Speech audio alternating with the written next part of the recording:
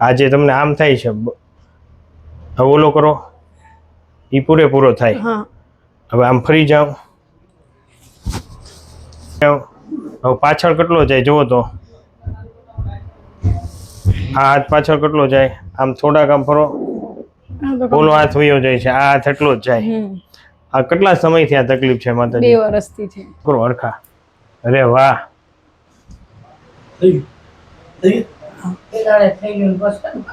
આટલો જાય. હવે આ પાછળ ગયો આ હે? મિત્રો આપણી સાથે પાટણથી રીનાબેન છે, જેમને ફ્રોઝન શોલ્ડર છે, એટલે કે હાથ ઊંચો થતો નથી. તો આપણે એને પૂછીએ, માતાજી આપ ક્યાંથી આવો છો પાટણથી, અને આપને શું તકલીફ છે? ફ્રોઝન શોલ્ડર છે, હાથ ઉપર નથી થતો, પાછળ નથી જતો. કરો તો ઊંચો હાથ,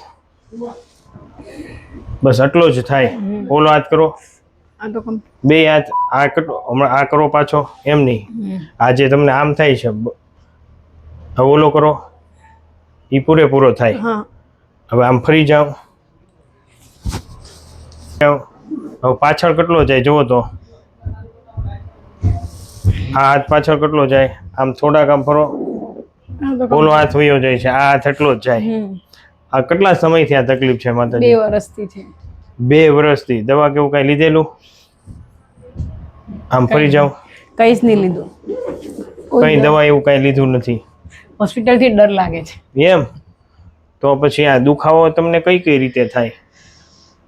કોઈ પણ બહુ હાથ અધર કરવામાં થાય, કે બહુ ડસ્ટિંગ કરતી હું તો બી થાય છે, પછી બહુ રોટલી બી વણવામાં આવે કે ભાખરી બહુ કરવામાં આવે તો બી થાય છે.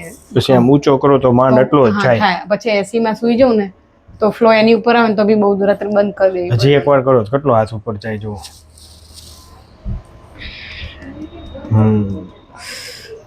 દુખાવો થાય બહુ, આમ એટલો સપોર્ટ થી નીચો લેવો પડે એમ.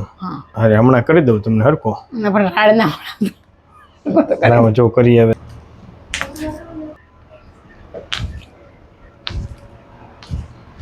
ગરમી લાગ્યો સાહેબ. હાવ લૂઝ મેગી જો માં, જો હાવ લૂઝ રાખજો માં. આપણે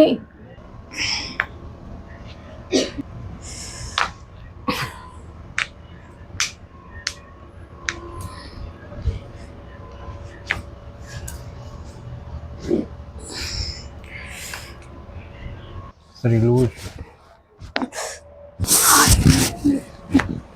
એક જ મિનિટ હો, સરી લૂઝ રાખજો. સમજો શરીર ઢીલું મેક દેજો. હા ઓકે, હાવ લૂઝ મેકી દો માં. એનાથી મને વધારે સારું લાગ્યું. ફટાકો પડે ને જે ઓર્ડર, એનાથી વધારે સારું લાગ્યું. હવે કરો તો ઊંચો હાથ જુઓ, 2 હાથ ઊંચા આમ કરો હરખા. અરે વાહ,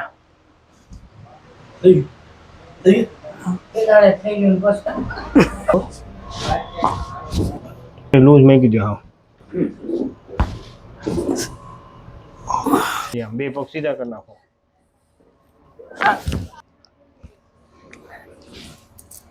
થઈ ગયું કમ્પ્લીટ. હે? હા, પણ મને દુખાવો બંધ નહીં થતો. આજે જે દુખાવો થાય હવે એકચ્યુઅલી એમાં હોય ફ્રોઝન શોલ્ડર હોય. હવે ત્યાં સ્નાયુ જામ થઈ ગયા હોય, પણ એ સ્નાયુમાં સોજો હોય હારવાર. તો જેમ સોજો ઉતરતો જશે એમ તમને દુખાવો મોડો પડતો જશે. અત્યારે જે જામ થઈ ગયેલો હતો એને આપણે આ ટ્રીટમેન્ટ થી સરખો કર્યો. જે તમને ઉપર નહોતો જતો એ અત્યારે ઉપર જાય છે. પાકું? હજી એકવાર કરો. પાકું ને?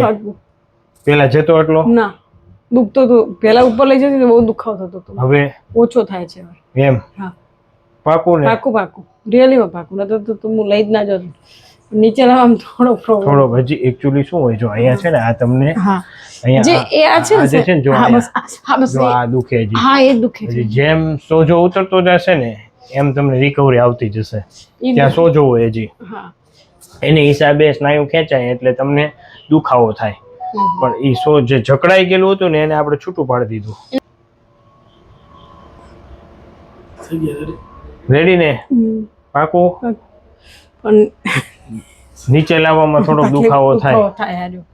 પણ હજી તમે 2-3 વાર 3-4 વાર આવશો એટલે નીચે લાવવામાં દુખાવો મોડો પડી જશે. હું તમને કહીશ ને એ રીતે ઘરે તમારે કરવાનું છે, દવા વગર હરખું કરવાનું. દવા તો નહીં જોતી, આપણે દવા દેતાય નથી, બરોબર. પણ અત્યારે પેલા કરતા હાથ ઊંચો થવા જોઈએ. હજી કરો એકવાર. આપણે પ્રભુજી કહે છે એનું માન ખાતર એકવાર કરો. રેડી? પાકું? હવે એકવાર હાથ નીચે લાવી દો અને આમ ફરીને બેસી જાઓ. એક કામ કરો, આમ ફરીને આટલો જાય. હવે